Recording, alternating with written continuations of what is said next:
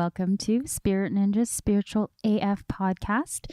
This is episode number 18, and today we have the wonderful, the one and only Amber Valdez joining us today. She is the Life Purpose Cheerleader. Yeah, and Amber's got quite the story, I tell you. Like, she's pretty much done everything from being NFL cheerleader to writing a hit book to TV appearances. Yeah, and she did a reality show. Yeah, so it's pretty awesome. Yeah, she's got amazing energy. And so stay tuned. It's a good show. Like always. Listen. Don't forget to subscribe. After the jingle. Thanks. Hey, you just turned into the Spirit Ninja's Spiritual as podcast. The show that aims to inspire, uplift, and questions everything. And now your hosts, Bart and Holly Emerson.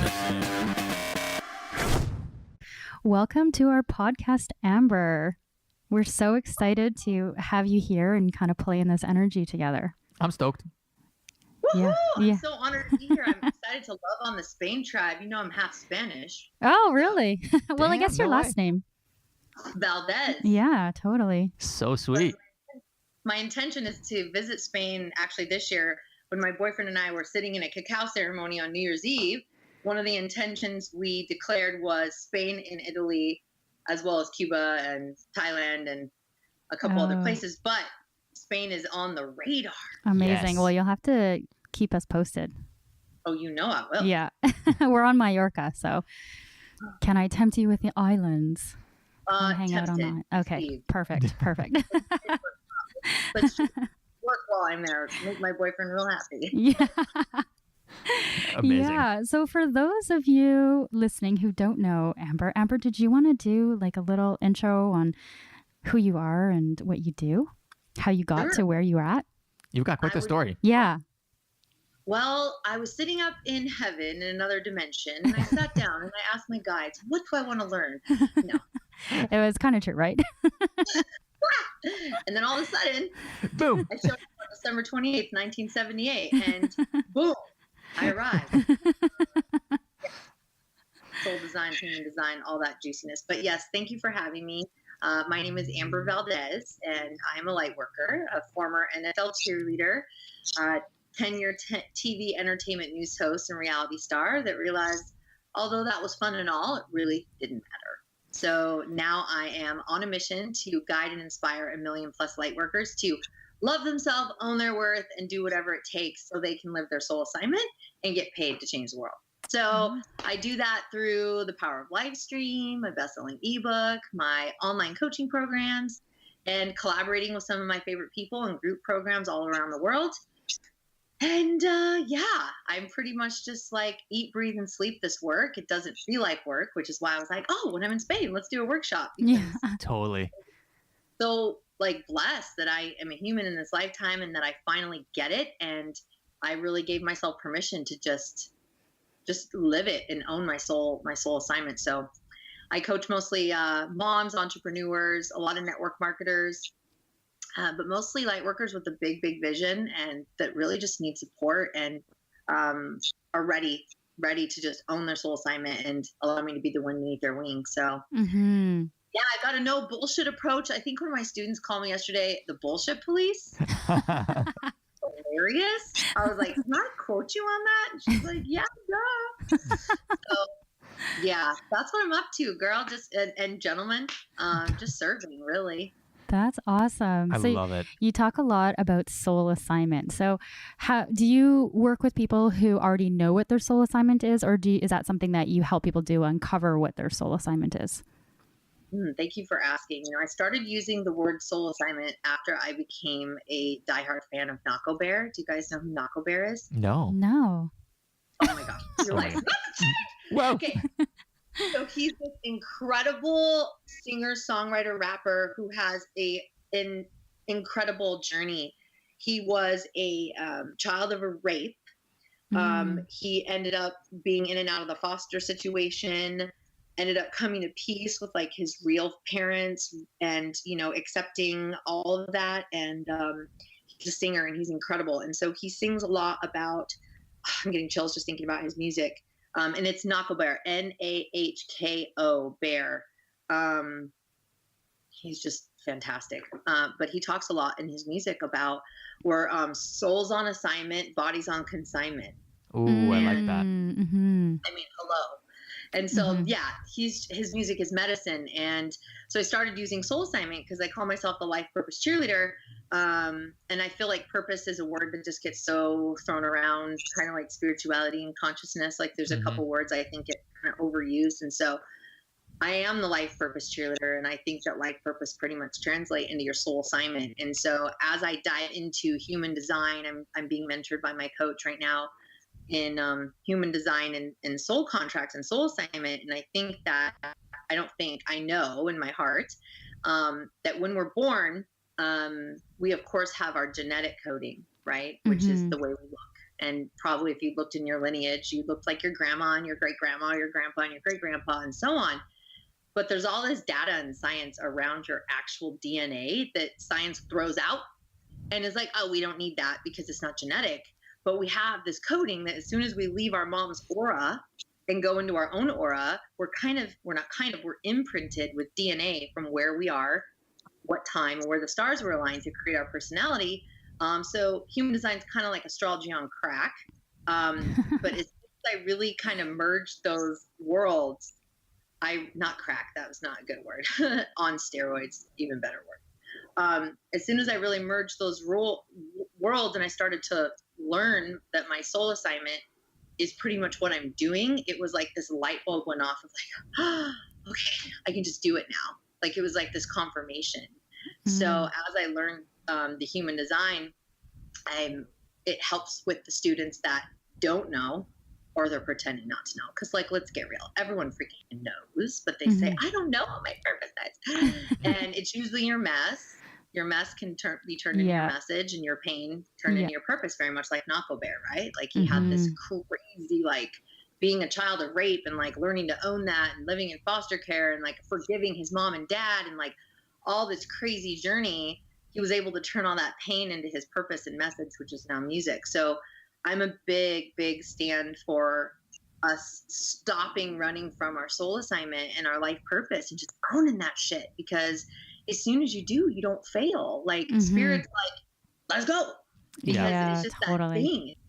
It's that thing that you think about nonstop, or you know, I have clients that are like, I can't stop thinking about X. And every day I think about X. I'm like, it's not you, man. It's God, universe, source speaking through you, for the world. Listen.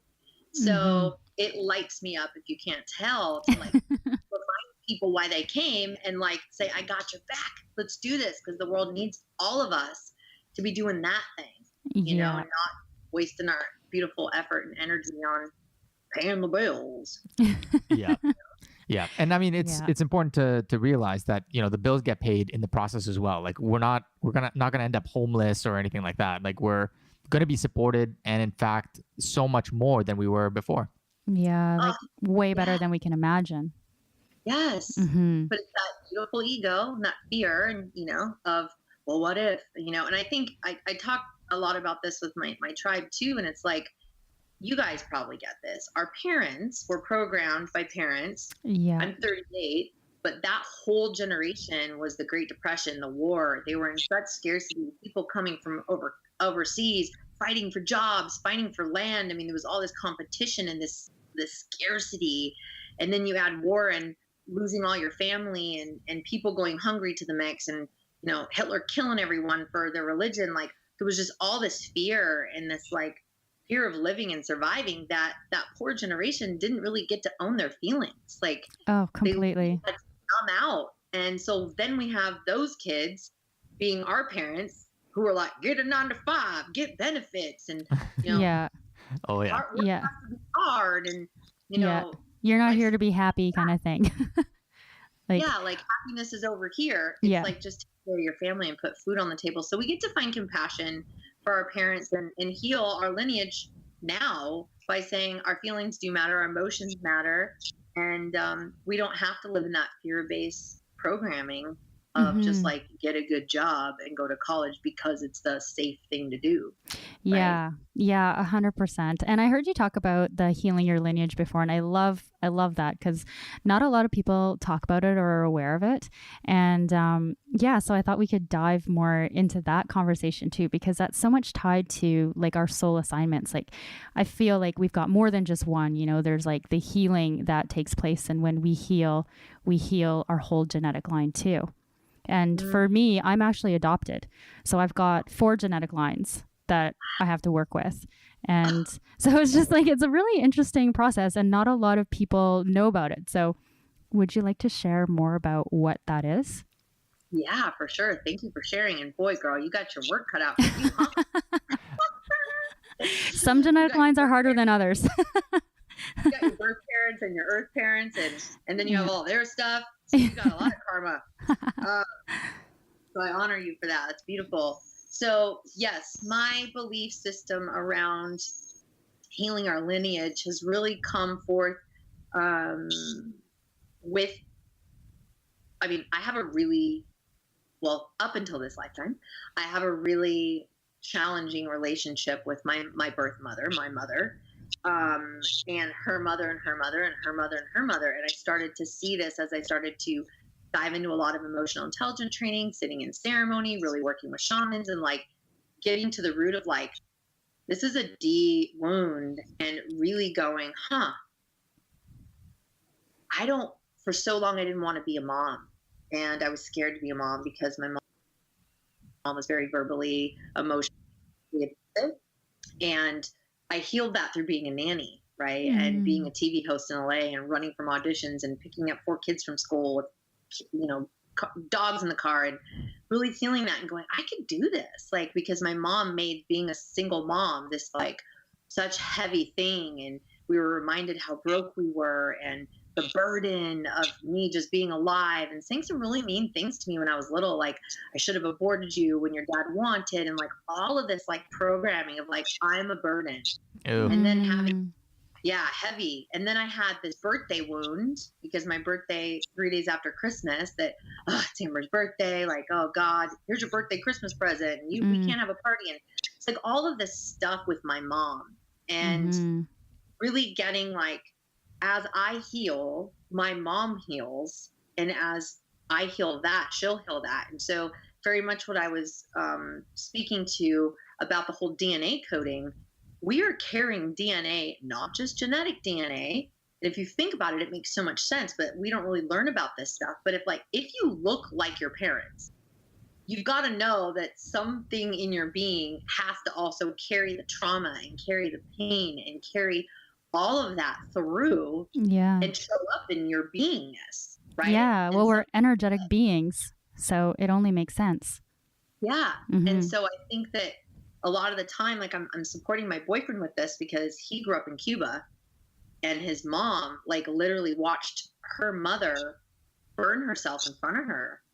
And I mean, can you even imagine like the imprint that would make on a little girl? And so also Cuba, I mean, wasn't the best place to live. I mean, it was like no one could eat. It was just bodies were washing up on the shore. I mean, he has so much karma to heal around scarcity and being like the first Cuban American to actually be like doing well. And, you know, all of this sort of stuff. I'm like, honey, you're healing your family, you know, and I believe that we are our parents' teachers, right? Not that there are teachers really. And so if as we heal our family, our lineage, our coding will heal. So then taking it back full circle to the mom stuff, now I can finally heal that wound when I am a mom with my daughter and have that beautiful, loving relationship that for God knows how long it went back, right? That it didn't work. And now I can create a new story with what the mother-daughter partnership looked like. Because I didn't grow up.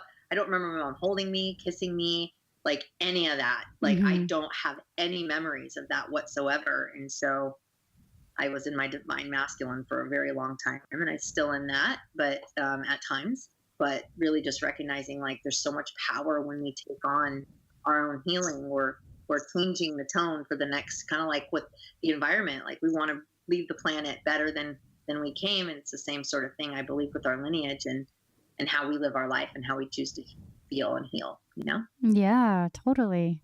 I love that. Yeah, that's fascinating. You talk about DNA, because we're just starting to learn more about it, and there's just so much more science coming out now. How it's totally synced. So when they actually change a specific DNA that's outside the body, they move it or they change it in some way. There's like another portion that's like synced to it that actually gets changed in the same way. So even though these like different strands of DNA, they're somehow co-entangled together, that without like time and space, like it doesn't make a difference. Like it could be on one side of the universe versus another, and these two pieces will somehow change at the same time. It's amazing. Wow, that is so cool. That's fascinating. Yeah. You guys got to have my coach on here, Jeremy. He is like a human design freaking genius, and he'll blow your mind with all this DNA coding, and like he's very left brain and I'm like right brain. So like, yeah, he will blow your brain with the science stuff. So sweet. I definitely get to hook you guys up with that, because I'm Yeah. this. I'm like you too. Bart's more the sciencey left brain. I'm more of the feeling. I kind of feel this is Why you're so perfect. Yeah, it works. It works. Yeah. No, I love it. I love how you talk about like as you do your healing work, that it heals in genetic line. So have you witnessing like how your relationship has shifted with your mom as you've done your healing? Oh my gosh, I'm so glad you asked that. You're so intuitive, because I was thinking about that before and I was like, you're going on too long. Wrap it up, sister. So this is interesting. So I went back to Seattle for Thanksgiving the first time in 10 plus years. And I really had to distance myself from my family because of the really gnarly dysfunction. And I went back, and I was very nervous to go back, because they always say, you know how far you came spiritually when you just go sit with your family. Yeah. So, I brought my boyfriend with me. So I had a wingman. I had like a rock, which was really powerful for him to show up for me in that way. And my sister, and I also have a very interesting dynamic as well. I think she has a lot of abandonment issues from me, like literally graduating, and I'm like deuces, and like never came back. Because I had to for my health, Oh, for sure. Mm-hmm. So I think she has that with me, with my mom, with my dad, like all of it. And so we went back and we had a really gnarly exchange where she literally shoved back a love candle, like the irony that I got her and my family. I bought them all intention candles with essential oils in it. And she literally like screamed at me, cursed at me, said, F off, you fake ass bee. And I was just like, peace in your heart, sister. And like, that's what made her freak out. So I said, peace in your heart, sister. And she shouted at that. And I was just like, okay, I'm not going to own this energy. Like, went to my room, like processed it, did my thing, came back out. And like, I got to just surrender, and realizing the more love I give her, the more angry she gets. The more I shine. I so get it. Is that when you shine bright, the people who are not shining bright, their inadequacies get mirrored back to them, and they secretly, not so secretly, hate you, right? And so, of course, that morning I called my mother and I was like, hey, are you coming for Thanksgiving? To which she was like, I'm sick, no, hung up on me. So I cried it out, I processed it, but I still sent her love. I said, all right, Mom, well, I love you, have a beautiful Thanksgiving. Chose to still go to her house, which was very scary for me. My boyfriend, again, was a great buffer. We had about an hour. It was nice. And she tried to do that thing where she will jab, and I just let it be so and didn't feel the need to try and change it. Mm-hmm. To the point where on Christmas, I had given her a candle and I had her open it in front of everyone. And she started talking about my sister and how my sister sells oils and this, and she doesn't use candles anymore and this and that. Little does she know, I've been selling oils forever. And I'm like, And I chose not to be right. I just like loved her for where she was. As my cousins are texting me, it's very hard to hear this conversation. But I didn't need to say, yeah, Mom, I know I sell oils. I told you that. Actually, the company Alicia uses is not pure. It's actually a horrible company, but I just let it be so. And my mom ended up calling me on my birthday and we talked for 40 minutes. Oh, that's so lovely. Reached out to me and said she was sorry for hurting me and that she missed her sister. And I'm like, Hold on. Wait a second. Wow. It just goes to show that when we start to just accept and we stop judging them for judging us, the judgment goes away. Mm-hmm. So as soon as I stop judging them for judging me, they stop judging me. Yeah. Yeah, because it shifted it because I chose love every single time in the last 3 interactions I've had with them. Oh, So amazing. whoa. So yes, I do. And again, we'll see what happens. yeah. But I think it is true testament to all of the self-love, the self-acceptance, and all the work I'm doing with my inner child and really loving the little girl within me and learning to like have more forgiveness in my heart for my mom. Mm-hmm. It's working. Yeah, that's beautiful. That's so beautiful. It's I've got a similar story with my mom. Like it's still like an ongoing saga. As I'm sure it will be for a very long time, maybe even lifetimes, who knows. But yeah, it's been interesting too as I've done my inner healing, because I've never like gone to her with blame or anything. I've always just wanted to work through my issues, you know, healing my childhood wounds. And as I did that, how she would interact with me would shift, you know, how I would expect her to comment or blow up or respond in a certain way would shift. And eventually it got to a point where it softened. But then, like you were saying, how as you get happier, as you get more joyful, as you're embodying more of what your soul's purpose is, those who maybe aren't get angry with you. And it triggers people. It triggers. And right now my mother is like so angry at me. She's triggered. She's so beyond angry. Like she's not even talking to me. That's how angry she is. And it literally happened after our wedding, because we got married in September and my family flew out here for the wedding. And like that was like an extremely joyful time for me. And obviously, right? And it was just I think it was just too much for her. Absolutely. You know, and so since then she's come up with all these like reasons in her mind why she's angry with me, but hasn't spoken to me about it.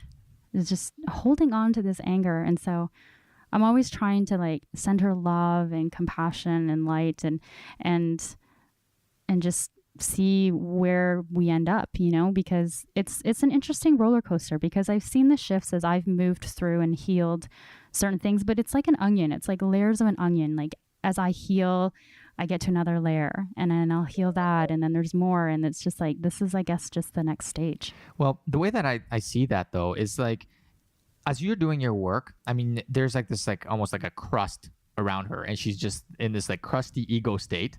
And as you're doing your healing, it's actually like kind of burrowing from inside out. And then eventually, like once all that inside has been healed, it kind of burrows through and then the shell cracks, right? So everything that you're doing now, there's no question, it's making a big impact in her life, whether she realizes yet or not. I mean, she's still on that outer crusty level. Mm-hmm. Oh, yeah. Mm-hmm. Yeah, she is. Sister, I honor you, and I believe for me, it's probably going to be a lifelong journey. And then when they die, we're going to go through a whole other freaking story, I'm sure. Right? Yeah. So, yeah, man. I mean, I feel like it's going to be one of our soul assignments is how can we love them harder? How can we keep love? And my coach tells me this all the time. You get to a point where your mom could be spitting in your face, calling you anything in the book, and you can still just choose love, because that is the definition of love. Let others voluntarily evolve. Yo, totally. And this is part of like what I'm learning right now too, is learning to like relationship in the family dynamic in a new way. Because there was a certain role that I had in the family, you know, as I healed and I evolved, then that role shifted. But the other 3 players in the family were like, wait a second, we didn't want you to do that. We liked you exactly where you were. You know, we didn't want you to move pieces here and shake things up and like take away a leg at the table, so to speak. Right. And so it's like learning to like relationship and have that dance in a new way with all the family members is something that I'm learning, because there's a side of me that just wants to go back into the same role that I was in before, but that didn't serve them. It didn't serve me. It didn't serve anybody. Yeah, you're not going forward in that case. No, exactly. So it's an interesting. It's so easy to, and I think that's what happens when we see our mom and we see our sister. They're still the same, right? So they're still vibrating at the same frequency, and we're over here. And Abraham Hicks talks about it like, right, like you're listening to 93.3 and they're listening to 101. There's so much disconnect that like they don't know who they are and they don't recognize you, because we're doing so much work, girl. We're evolving so fast that like they're like, who? Like I had an ex-boyfriend call me a few years ago. I was like, how'd you learn to talk like this? Like, what do you mean? But it was like, seriously, I was like, oh, like we forget that they're not changing and we are. And so there is such a disconnect, and like you shine bright, sister. So you've got this big, bright sun, you cast a big shadow. And so you have your family like, wait a second, I don't want to, what's wrong with me? Right? Like, well, she's doing this. Like we're forcing those in our life to come up. And they don't want to, or they do. So you just get to keep vibrating it as you are. Step into more acceptance and compassion and honor their journey and not make them bad or wrong, and not make it mean anything if they can acknowledge or praise you or see your light at all. And in those moments when you're getting pulled down into your old dynamic, because listen, my sister tried, that works for her, right? She doesn't know how to communicate with me except for cursing and yelling and screaming and being crazy, right? And then here I am just like unaffected, being like, peace in your heart. As soon as I said that, she said, F you, right? So it was like, as soon as I chose love, it made her realize how much love she didn't have. So we have to realize like we're just forcing them to look at themselves with the mirror. And it's cool. Some people want it. Some people will be called forth up, or some people will resist it. And either way, we can't dim our light so others can feel comfortable. I really loved what you're saying about, honoring where others are at in their journey and not making where they're at right or wrong, and still being able to send them love and compassion for no matter where they are, Yeah. So if we judge them, we continue to judge ourselves, right? And everyone is just a mirror of us. So I had to we say that like, oh, everyone's a mirror of you. But like, if you really, really think about it, and I walked one of my students with it today because she was and still such victim. Oh, my mom does this to me. My mom does that to me. And I'm just like, oh my gosh, stop.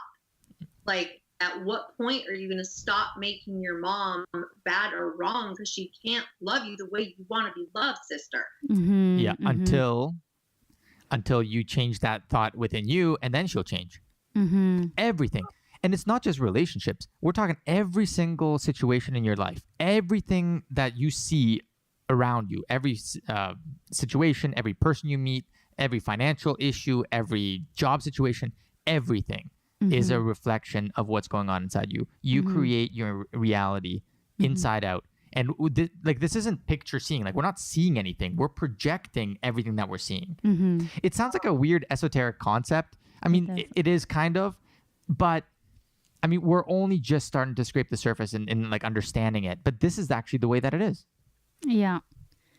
I gave an example to my student today, and I've never used it before. It's like, okay, visualize everywhere you go, you're a mirror. Like, picture what your mirror looks like. Fancy mirror, one of those old school mirrors, one of those cheap mirrors from Target, like handheld. Like, imagine driving in cars and everyone's little mirrors, and they're at the store and they're on the plane, and everybody's got their own little fancy or non-fancy handheld mirror walking with legs. What do you see when you look at them? Yourself. So in that context of even you and me, every time we see our moms, we're just seeing the parts of ourselves that are still getting to be resolved, accepted, and healed, right? Yeah, exactly. And so, as soon as we let them off the hook, we're going to let ourselves off the hook.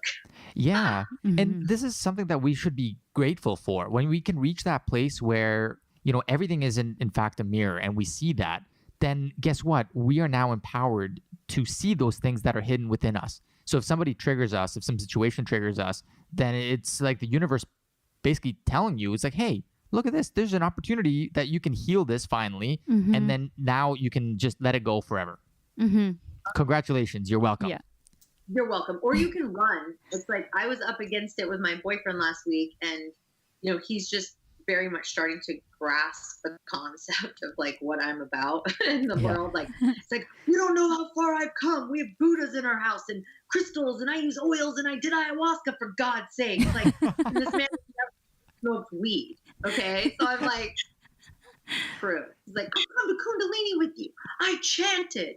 Like, and I'm telling you, he's just like not that guy. Right? What a beauty. Last week, he's like, how come you have so much patience with me? Because he was like, I don't know if you're the one. Like, I don't like your attitude. I don't like this. And he starts just like picking me apart. And I'm like, okay, are any of those things you don't like about yourself? And it's like, what do you mean? And I'm like trying to tell him all of this. And I'm like, the triggers are our guides, and you wouldn't be able to see my attitude or my tone if you didn't have an attitude. Because this story was like, well, maybe if I just find another girl, it doesn't like make me so angry. And I'm like, good luck with that. I'm like, because I'm pretty sure you had that anger before you met me. Yeah. And so it's just like this whole new, and I love that you said we're just starting to scratch the surface, because most people are like, yeah, right. They. And Yeah. like, how come you're so patient with me and I can't be patient with you? And I said, because I'm willing to accept and love those parts of you, so I can accept and love those parts of myself. Mm-hmm. Mm-hmm. And like, I'm committed to like when he's so grumpy, like this morning with the dogs, like I was just like, oh, I'm sorry, babe. Here, wear my eye mask and let me put some lavender on your feet. And like, because I'm just like, I could be like, you're such a jerk, or you're this and that. But it's like, if I can have compassion and be sweet to him, then I can be compassionate and sweet to myself when I'm irritated or whatever.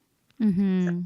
Yeah, totally. And it's funny because, when you talk to people that are being triggered and all this stuff, it's like, oh, this stuff is so silly. Blah. And you just got to like turn around and say, and you can say, well, how's that working out for you? you know, you're pissed off. Like everything sucks. Like the world's just shitting on your parade every single day. It's like, well, you can keep living your life that way. Sure. Yeah. Well, it's like so easy for people to blame other people, right? People don't want to look at themselves and to see like, where am I actually contributing to this? Where is this a reflection in me? Because then that's hard work. Of course. And it's easier to be like, you need to change your behavior totally. Because whatever, X, Y, Z. Yeah. How's that working out for you? Yeah.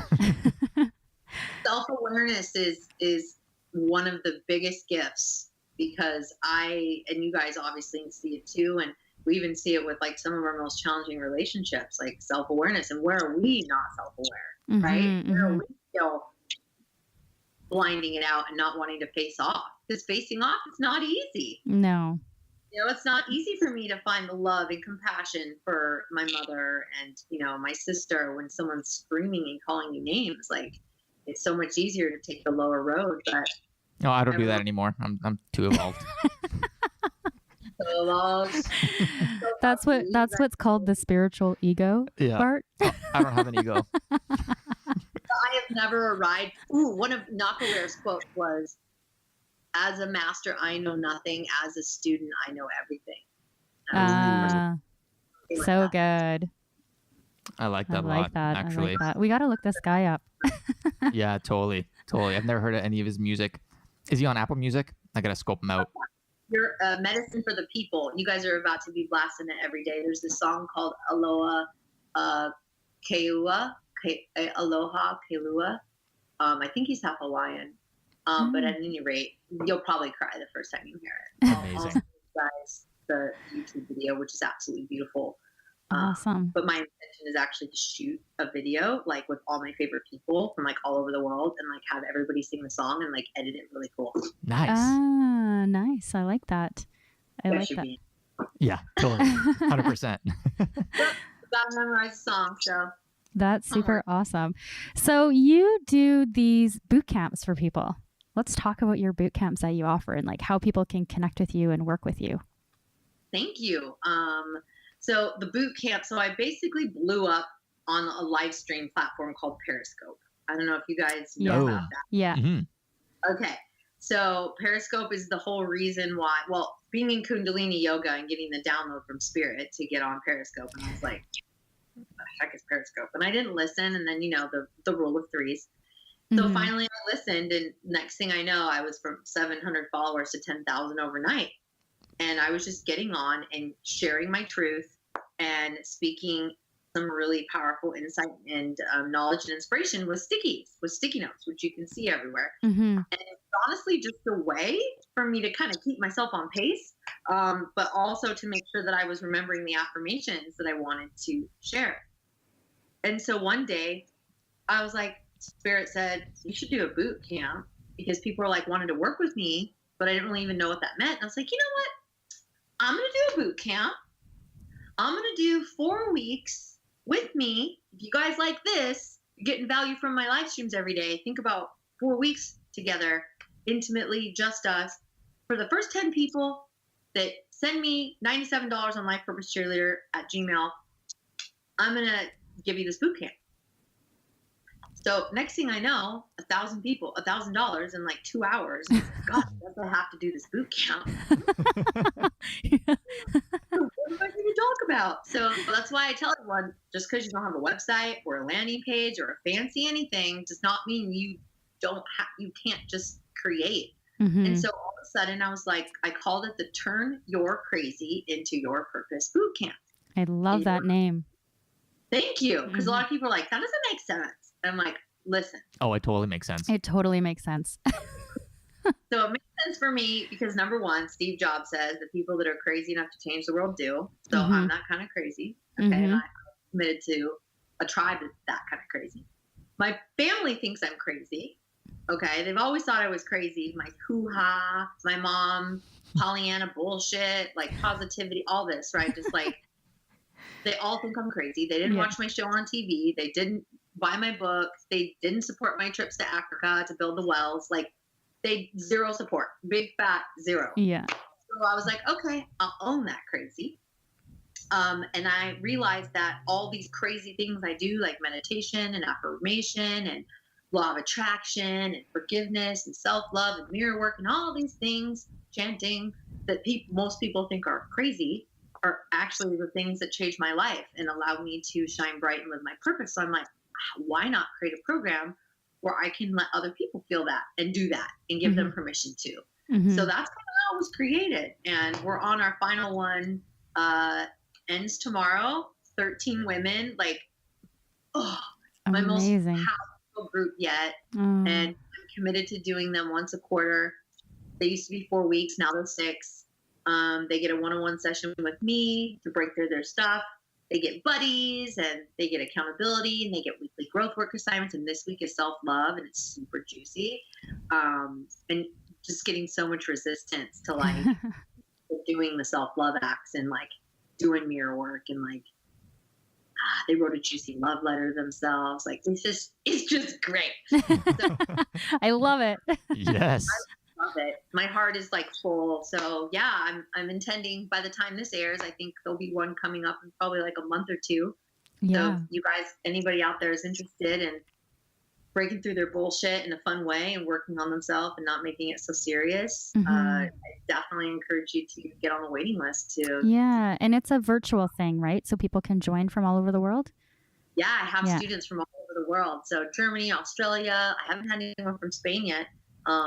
But yeah, we're international. That's awesome. And how do they find you?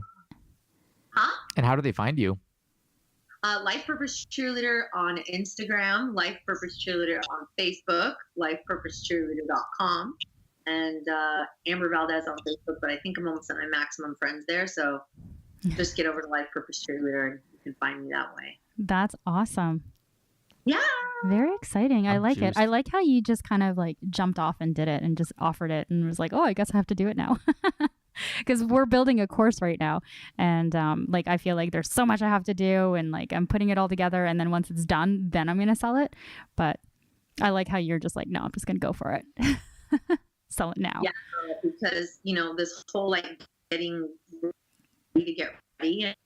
I also realized this last year when I was in Africa, I had spent money on a ClickFunnels coach, money on ClickFunnels, money on an assistant to learn the ClickFunnels and build the funnel for me, Facebook ads, fancy video, an editor, thousands of dollars to sell a workshop in Salt Lake City for the doTERRA conference, and like none of it worked. Yeah. And did it for Bootcamp 4. None of it worked. Yeah. And I literally was like, I don't understand, Spirit. I'm doing all of this, like, but I'm doing all these things when people are like, you need to level up your business. And I'm like, okay, what does that mean? But if I really got honest with myself, people were buying my programs because of who I was, not because of my fancy landing page.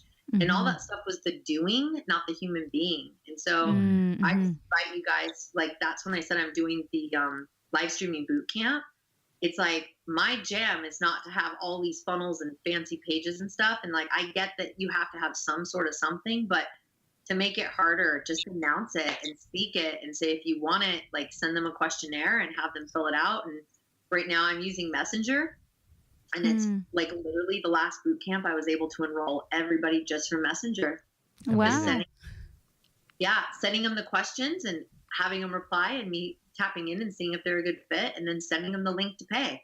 Wow. And like, there's actually a Messenger bot now through ManyChat that you guys can have it all automated. So I'm working on that with my accountability buddy from my mastermind and helping her build that for me, because that's just going to save me time so I can serve more people. Mm-hmm. But I invite you guys to get over that whole getting ready to get ready and just put it out in the universe. And I have a curriculum, but I always tap in the night before, because everyone's different and it's always going to change. Yeah, totally. That's kind of been one of my struggles with creating this, is like, I know everybody is so individual and what their needs are so individual.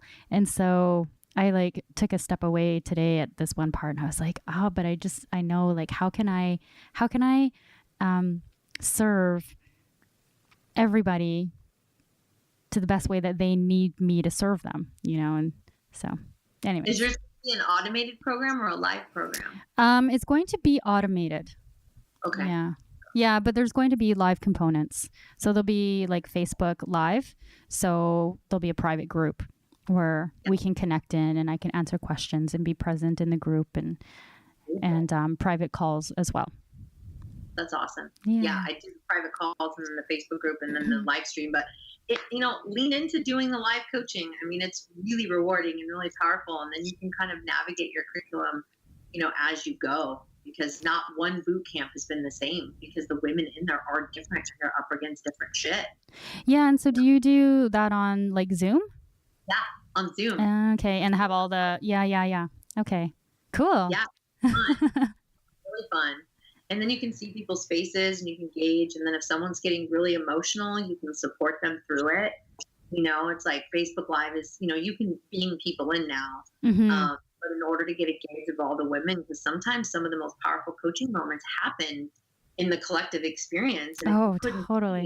Just going through it, you wouldn't be able to be like, what's coming up for you right now? Mm-hmm. Because if it's coming up for her, it's probably coming up for everybody. Mm-hmm. So mm-hmm. I love the power of Zoom, and literally spent $0 on marketing, and then all the price I spent was on Zoom.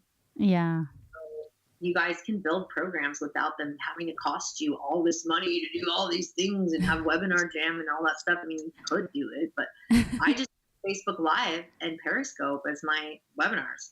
Wow. Yeah, that's cool. When you were talking and you were saying, I can't remember what point it was, but I just remember thinking like, well, no, you don't need to, because it's like your personality, because I can feel your energy coming through. And that's exactly what people want to connect with. They want to connect with you. With all of us, with you too. And I think that my videos, I lose that because of the hosting. I go back into like host mode for TV hosting for so long, where you got to be perfect. And you have this weird voice you use. And it's like live, I don't have to be like that. I can just be normal. Just be you. So that's why I live stream. So yeah, that's cool. Well, maybe we'll have to chat more about that offline. Yeah, girl. Might have some more questions for you. Go. Oh, thank you. You too, both of you. All right. Oh, this has been so wonderful having you on our podcast. I've loved connecting with you and like playing in this energy together. And just, I want to say I honor all the work that you're doing and your dedication to, building all these light workers and I love how you're just so committed to just serving the best that you can be, and like honestly looking at, you know, where you're at and how you can keep moving forward in your life. So I just want to say that it's beautiful to see, you know, what you're doing, and I appreciate it. It's huge. I received that. And you guys too. I'm just so honored to come love on the Spirit Ninja tribe. Right? Woo. Spirit Ninja? Yeah. Big time. What I think of that. But I can't wait to share this broadcast out with my tribe. They're always like, oh, tell me more about your podcast. So a lot of the women are like really eager for new podcasts. So I can't wait to share this with for sure. For sure. We'll send you all the details once it's all edited and up. Yep, exactly. So thank you so much for being here. And thank you to all our listeners. We appreciate you guys too. If you haven't done so already, please subscribe to the show. It always helps us out. And till next time, I suppose. Yeah, and go check out Amber. She's awesome. If you haven't already figured that out. Thank you for listening to the Spirit Ninjas Spiritual as Fuck podcast. Make sure to tune in next time for more deep conversations to uplift, inspire, and blow your mind. Spiritual as fuck.